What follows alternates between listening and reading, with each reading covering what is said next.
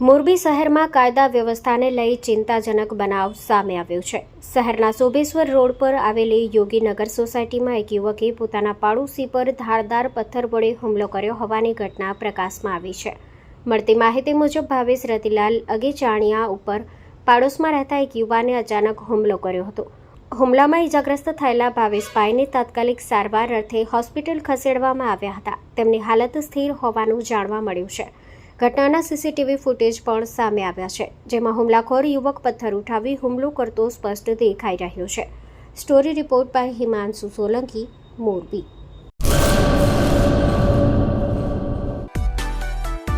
માં motor driving, safe and sure driving.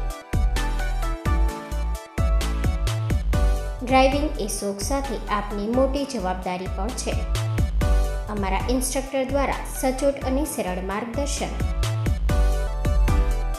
આપની રોજની તાલીમની માહિતી મેળવીને શું અધુરાશ છે એના ઉપર પૂરું ફોકસ કરાય છે।